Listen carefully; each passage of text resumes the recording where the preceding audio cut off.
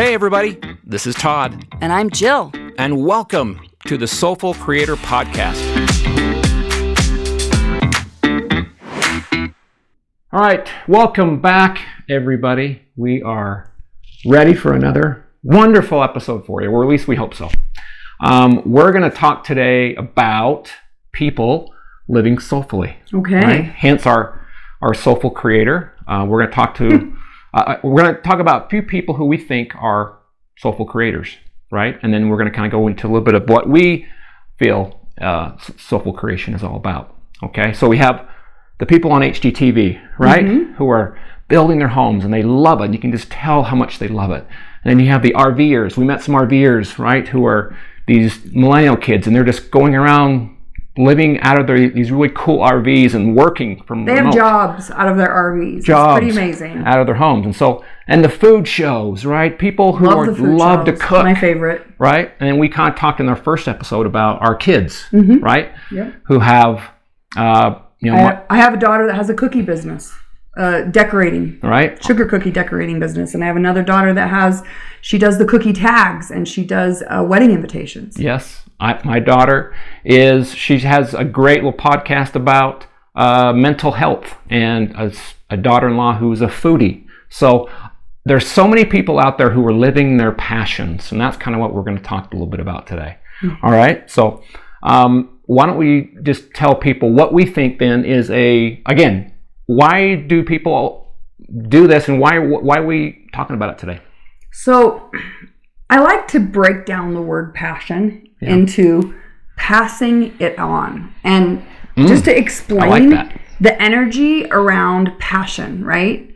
So passion is intense love. It's I am so full of love. That's where the soulful part gets into it, right? Yeah. Is my soul is so alive and so full of life experience and so full of love and truth that I can't help let my soul live through me. Yeah. And so I'm letting that soul come into the physical realm and express itself, right? And we recognize this. It's happening all over the world, you know? There's tons of, it's not just musicians in Hollywood anymore. It's not just rock bands. Every single person now can be a superstar out there. It's almost like you can tell, it really comes through, right? Mm-hmm. You can just really see their passion and what they're really passionate about, and it's exciting. And when you meet people, it's like, wow, it's addicting. It's very contagious. We see people that are in their passion, whether it's speaking or writing a book or painting, or the way that they prepare their food and they put their meals on social media, right, or the quotes. But souls out there that are expressing themselves, it's because their body they're embodying the energy of love to the point where they just can't contain it anymore. And they want to pass it on and share it with other soulmates out there. And so that's really what we're talking about when we say to live soulfully, is let your soul come out, let it come out and be what you were always intended and meant to be. Okay, well, let's talk about your passion. Okay. How did you find it? What were the steps of finding your passion?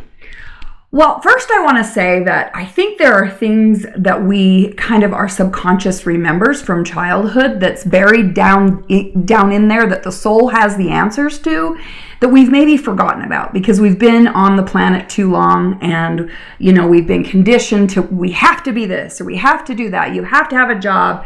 You can't speak, for instance, if you're meant to be a speaker, because that means you're coming from a place of ego, right? Yeah. So there's all these shoulds and shouldn'ts and things that are stopping us from remembering and reuniting with our soul, to remember what were those spiritual gifts that we were given, that we were meant to share in this lifetime.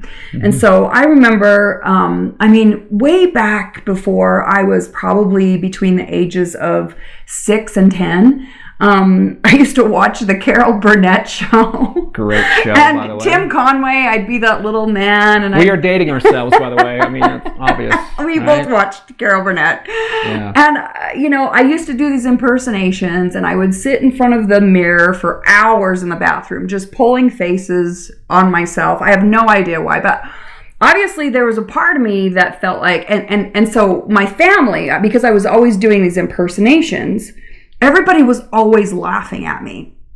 And in one respect, I wanted to have that attention, and I loved it. On the other hand, I was super insecure about the fact that I was expressing myself and being myself, but I was also people were laughing at me and making fun of me. So I took it as if they were laughing at me, not that they were laughing with me, which there's been this huge, conundrum for me as an adult and my soul reuniting and remembering that when I was little, I was given gifts. And one of the gifts that I've known all my life, and everyone has said it all my life, is my ability to, I have this intense energy. So yes, very much. I know that. I'm one of these people that, if there's a room of thousands of people, I can lift the whole room up, or I can make the whole room go down, depending upon what kind of energy I'm embodying. And so, when I was a business owner, I had to be really careful because, like my husband used to say to me, Jill, you're really powerful, you're really intense, and people are scared of you, right? And I'm like, I don't want to be a leader that people are scared of. So I've had to, and my whole life as a child, people would say, yeah, turn down the volume. I was always too much, right? Too much for everyone. And so there was this part of me that just felt like I was stuffing my soul and not embracing my soul's gifts that I was born with, and with astrology, we have certain traits and character traits, and we're all supposed to be different, right? And and the soul really wants to express itself and play in the physical realm and really get to know itself by having that physical reality, that reflection come back. Right. So for me, I think I've always known that I have the ability to inspire people. So I'm in sales. So I'm in persuasion. The art of persuasion has been one of my gifts. And I also love people. And I'm very, very sensitive, get my feelings hurt easily, but I'm also very spiritual. And so with having so much emotion and being an empath, I'm able to really read people really, really quickly and be able to adjust myself according to your energy. So because I feel energy on such an intense level. Right. So I can affect energy, with my passion, and then also I'm very good at balancing energy with other people, and that's why I'm good at sales. And so I think my passion, I really started to realize that I started to remember, let's put it that way. I started to remember that I was supposed to be an inspirational speaker and almost like a healer with energy, and to help other people. When I started to go through my awakening and on my soulful journey, I started to remember that, oh my gosh, I remember that I was in plays when I was younger, the road show, the church road show, or plays in middle school, where I had the leading role.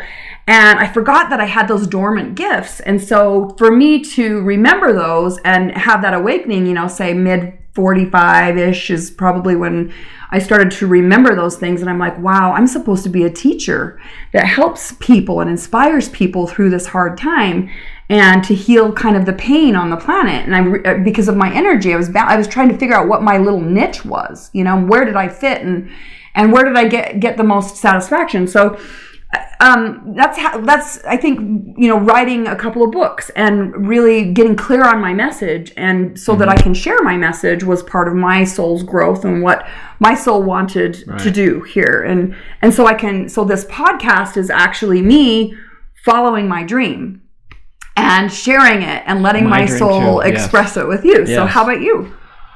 Well, I have one more question for you. Okay. Now we're trying to tell people why it's important for them to live passionately, right? Yeah. Let's tell them, when you're not in passion, how do you feel? Oh. Right? I don't, you guys, I don't feel like I'm myself. Let's just explain that passion has two ends of the spectrum. First of all. Yeah. And any of you that know me know that, there's fire on both sides, right? Yeah. So whether it's extreme pain or extreme excitement, that is Jill. I have a big swing between the dark and the light, right? A lot of people only feel this much, and they don't really feel as much and intensely. They don't love as intensely. They don't live as intensely, and as I do. Yeah. So that's kind of why we're talking to them is like, but when you're not in passion, right? Yeah. And it's when you get up, you act differently when you are passionate. Like, for example, we've been preparing this podcast for a long time, and there's a lot of things that go with it, right? And it is something that I'm so excited about because we've been talking about it for some time, and then it's something that just gets me up in the morning, and then at night, I told you last. It's a pull. It literally pulls you out of bed. It's the pull versus the push, right? Where that's how I know I'm in passion is when I don't, like, for example, I was working on some imagery for a podcast, and I looked at the clock, and it was almost 2:00 at night, and I texted Jill, and she's like, "What are you doing up?" I'm like, go to bed, right? Because that's when you're passionate about something, and when you're not, right? You're going like, wow, I've got to go do this, or it's that push. It's like that push energy of something pushing. For me, when I'm not in my passion, it feels like I'm on autopilot. Like, oh God, it's another day. I got to get up, do the same thing over and over again. Right. It's me. I want to play. I want to have fun. I want to experience life. I want to express myself. And when I'm not doing that, I feel like there's a part of me that's dead. And I think that's my soul. I'm not letting it live, and so not having the human and the soul reunite for me, and not coming from a place of wholeness and living my life from that place of wholeness, it really affects me because I'm really an energetic, sensitive being, and I have a daughter that's the same way.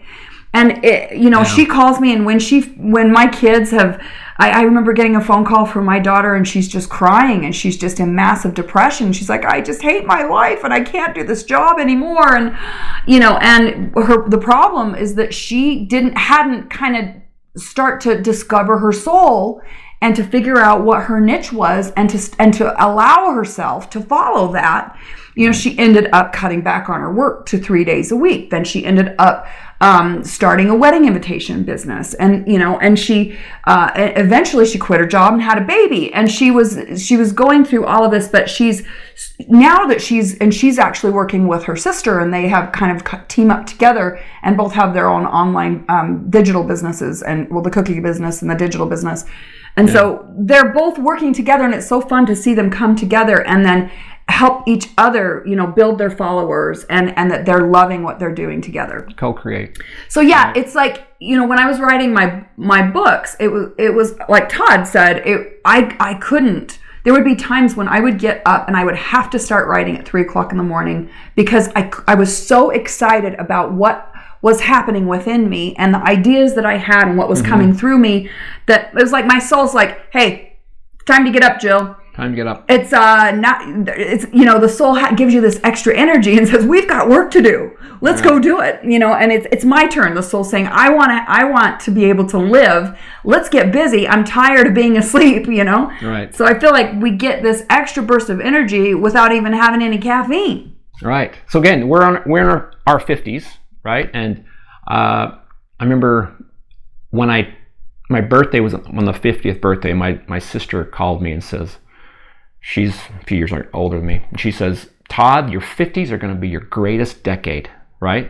And as we all do when we turn 50, it's kind of like, wow, I've hit that half century mark, right? And we all kind of think, we all have this inventory of kind of what we're going to, oh my, I haven't been living, so I need to start, the whole midlife crisis thing that we all know about. But it's, as we go into our 50s, we can kind of get complacent, because again, we might be, like for example, us, we don't have any kids.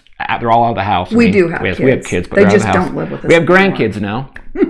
That's a whole... And we take them in small doses. Yes. That's a whole other episode we're going to talk about. Yes. But it's, we're excited about it, but it's a decade that we really want to have the energy and have all that we love about life, and that's why it's important for us to live passionately, because it's so easy to get caught in the ruts of and life. you know, and you right? said something really important. You were talking about midlife crisis and why we have that when we turn 50. You know, our late 40s, early 50s.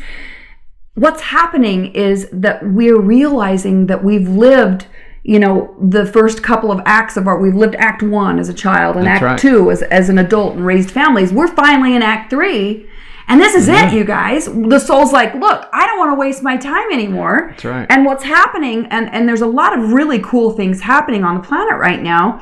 We're going through a massive shift where we're being challenged to change the way that we're living. And it's not just midlife crisis. It's affecting everybody at every age, right? Yeah. Because the old human ways of being are now dying. And you said, you know, I felt like when you're 50, you're like, you felt like you were dying. And that's why, you know, you felt like that you had lost a part of yourself. Well, the human in part of us has been in control so long that we don't even remember how to live as souls, being fully alive and enjoying these bodies and our 5 senses and, you know, living passionately. And so just, you know, this is happening, and it's not just happening to 50-year-olds. Our kids are also going through it, and they're changing the way that we are living on this planet. They're changing our way of being and our reality to living soulfully. And our kids are doing it pretty well. The millennials are doing it pretty well. Even the young kids with wearing their masks and with COVID, right? Yeah. They're still finding a way to be alive and play and interact with kids. And I think it's a little bit more challenging for those of us that have been in this old way of being human for like 50 years, you know? It's like we don't know how to live like that and to give ourselves permission to live like that. That's right.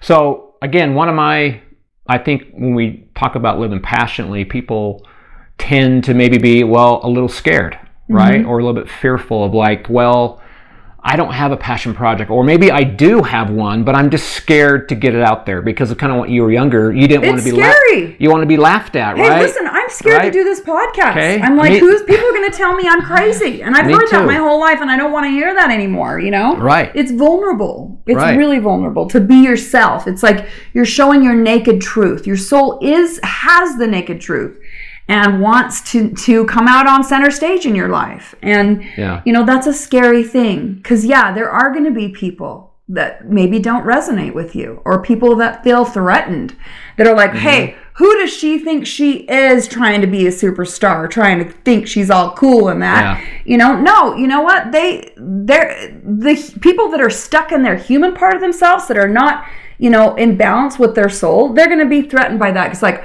how dare you live in greatness? How dare you raise the bar for me, right? Yeah.